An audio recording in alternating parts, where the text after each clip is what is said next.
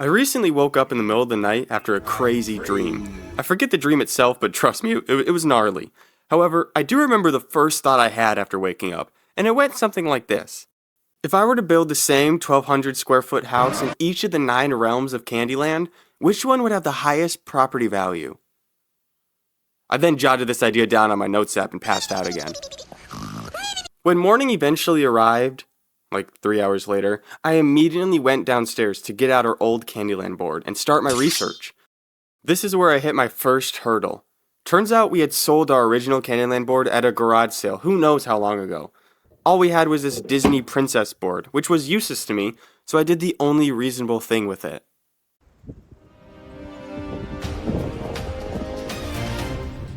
Breaking news. A man has just been spotted on the top of Mount Flignoof. How he got there?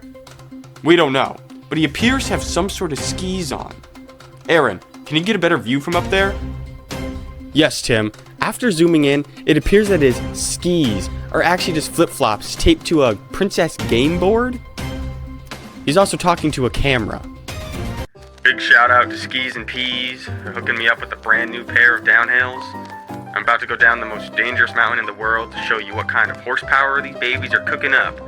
Don't forget to use code KEYS to get 10% off any purchase of skis or peas. Anyways, see you on the flip side.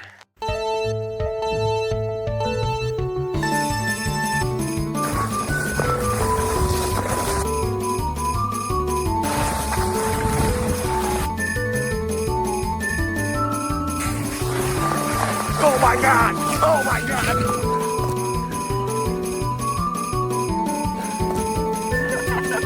I died. After this heavy disappointment, I just ended up Googling the board, which is where I found out that there are actually 13 versions of the Candyland board.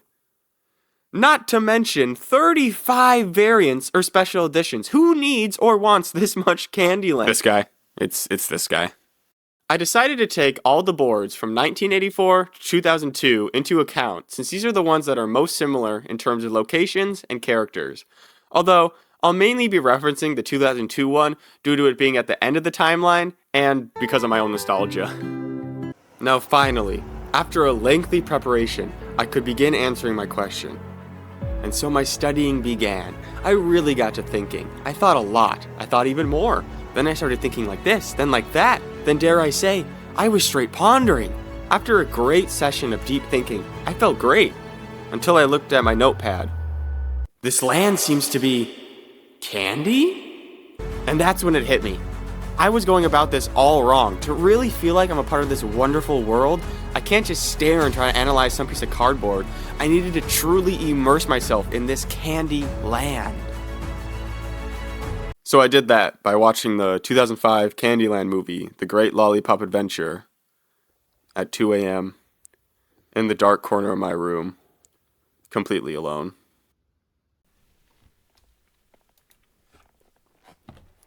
You know, some people might call what I'm doing sad and pathetic. Watching the movie gave me a much greater context of this world. I really feel like I understand the minute intricacies that make up the Candyland universe. I'm just kidding. The movie provided pretty much nothing. It's just a world made of candy, man. It's really not that deep. So I'm done horsing around. No more Mr. Funny Guy. We are pure business the rest of the video. If you don't know the 9 Candyland regions, here they are. Peppermint Candy Castle. There's 3 things I'll be taking into account when determining the potential property value of each region. 1. The candy/treat the region is consisting of. 2. The locals living in the area. 3. The cost of building the home. And 4. I know I said there was only 3, but the 4th rule is this. If I ever feel like something needs to be mentioned that doesn't abide to the other 3 criterias, I'm still going to mention it because I can. So without further ado, here we go! Mama, I'm a criminal. If you're at all familiar with the games, this is not much of a surprise. The Licorice Forest is at the bottom of the list. Licorice is a solid candy, I'd say. Willy Wallaby goes crazy, and Twizzlers are a classic for a reason. The only thing keeping licorice back from being a top tier candy is black licorice. These things are so bitter that it makes motor oil look as sweet as Arnold Palmer. They are just yucky. And unfortunately, it appears that the licorice forest only produces black licorice. Notice how I said it appears that way, because in fact, the good red licorice grows here too. It doesn't matter though, because it's all being monopolized by the most evil man in all of Candyland. Lord Licorice. He lives alone in his licorice castle. Or at least he did until it got seized by the king for like his 5th crime. Here's a quick list of the stuff he's done. Attempted murder, theft, tax evasion, destruction of property, public indecency, and the previously mentioned monopolization. Ever since he lost his castle, he just stumbles around the licorice forest looking for anyone who will listen to him ramble on about the glory days. All he has left is his red licorice, which he hoards to himself. Finally, the building here wouldn't be great because the forest seems pretty dense, and the stickiness of the licorice trees would make things pretty annoying. Basically, everything about this place is rather stinky. Take action regarding that individual. The Candy Castle is terrible, and it's all this guy's fault. King Candy is an awful king. Here's a list of a few things he's done. He gave his child daughter the Candy Scepter, which basically controls all of the candy in Candyland, but it ends up getting stolen from her because, duh, she's like 6. One time, he felt sad and lonely, so he used his royal authority to force everyone in the kingdom to try and cheer him up. Come on, man. He's also gotten kidnapped twice by Lord Licorice, which is a crime I didn't mention previously, so Lord Licorice is also a kidnapper. Now, this is just some speculation by me, but who spells candy with a K? Also, what's his first name? Seems pretty suspicious to me, but no, I've done some digging and found out his first name is actually Chris with a K. Oh my God! That means if you put his initials together, you get he probably imposes really bad taxes too. Other than him, the Candy Castle seems pretty good. It's got every candy, I think, so there's nothing bad there. Building might be rough since it's crowded, and any profits you make will probably just go to the king anyway, so it's not even worth it. It's better than the Licorice Forest, but not by much, just because of this terrible man. Oh, not the buttons! Not my gumdrop button! The Gumdrop Mountains are made up of my favorite candy. I'm a dum-dum for anything sour and gummy, but that's not enough from keeping this place so low down on the list. I don't know much about construction, but I can hypothesize that building on a mountain would be rather difficult. Also, Jolly lives here, the genderless purple alien turned gummy dinosaur. They work in the mines of the Gumdrop Mountains. Keep this in mind for later. Jolly is a registered offender. How do I know this? 1. They went on the longest hiatus of any Candyland character, then returned a completely different person. You can account this to the classic saying, prison changes a man. Or it turns a purple alien into a dinosaur sometimes. 2. Just look at him. I don't trust him. 3. He works with minors. I rest my case. The candy here is great, but that's the only good thing about it. They're selling chocolate. Chocolate? Yeah. What are they selling? Chocolates. Now we're at the places that are fine.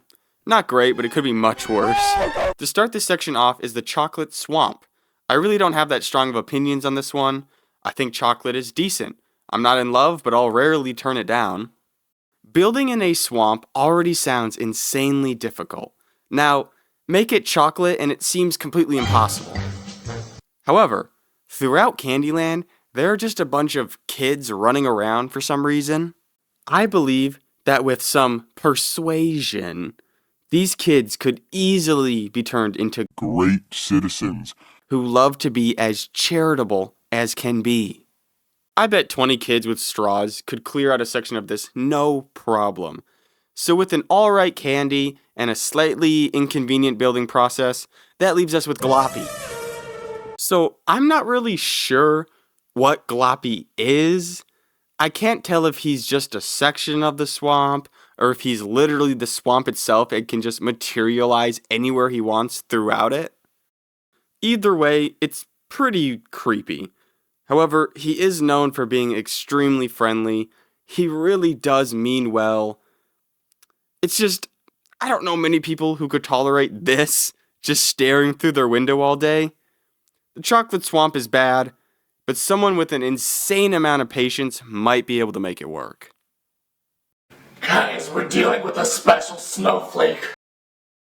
Snowflake Lake is hands down the hardest place to rank. And that's because I have no clue if I could even technically rank it. There's two possible scenarios when it comes to this place. Either it's at the very top of the list, or it's at the very bottom. And that's because I don't know how you could even build here. Like, it's a lake. Newsflash.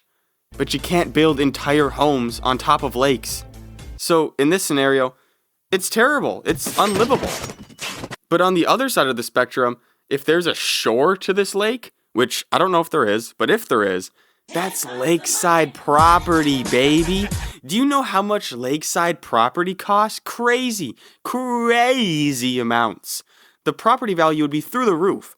But since I have no clue which one is reality, I have no choice but to put Snowflake Lake in the middle of the list. These really don't mean anything in this one's ranking, but I'll say them anyways. Ice cream is very good, and Queen, not Princess, but Queen Frostine seems super chill. You see what I did there? That was like a play on words. Wow naman sa lollipop, masarap ba yan at malaki? The most neutral place on the board is Lollipop Woods. Lollipops are fine, maybe a little messy and difficult to eat sometimes, but they taste great.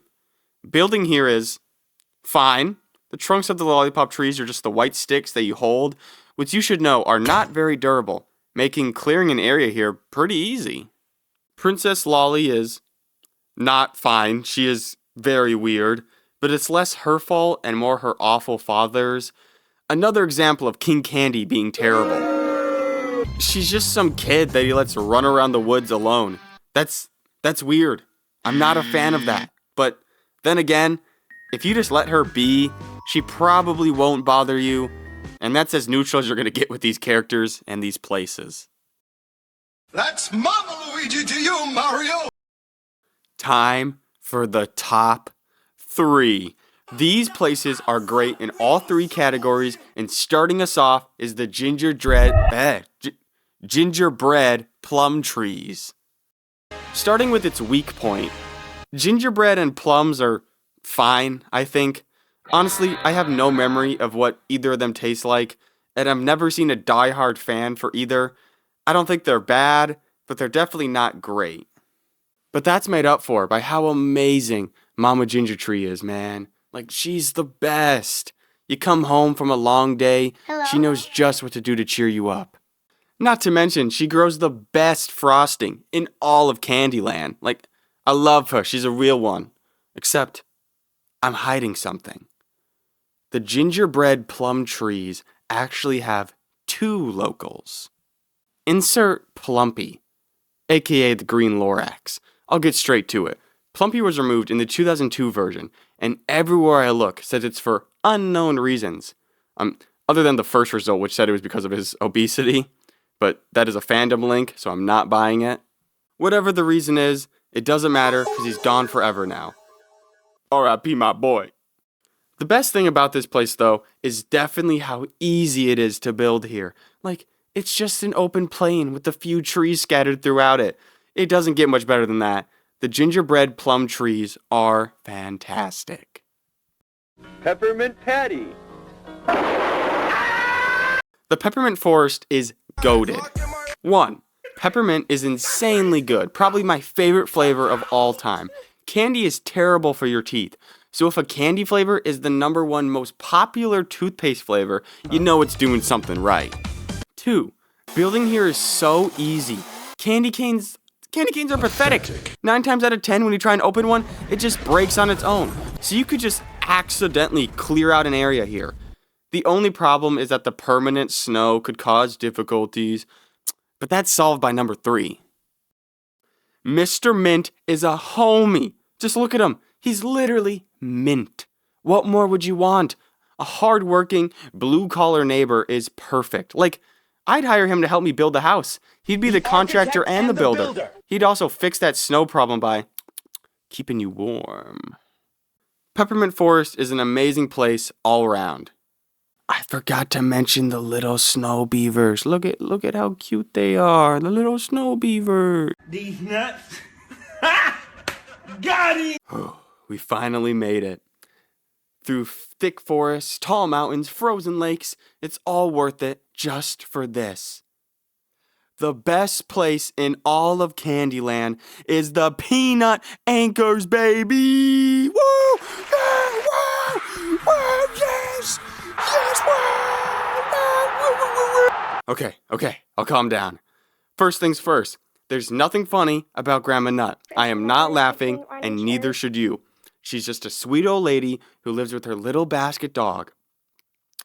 The only thing I have to say about her is that if I was that basket, I would not stop barking for her.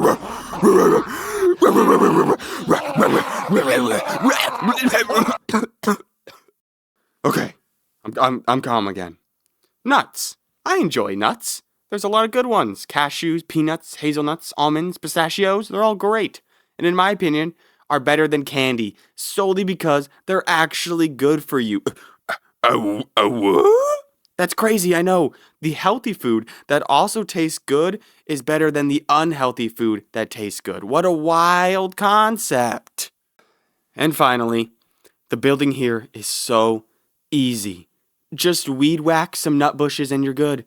Easy peasy, almond squeezy. That's it. Peanut Anchors take the cake. Or should I say, peanut the cake. I'm slapping my knee.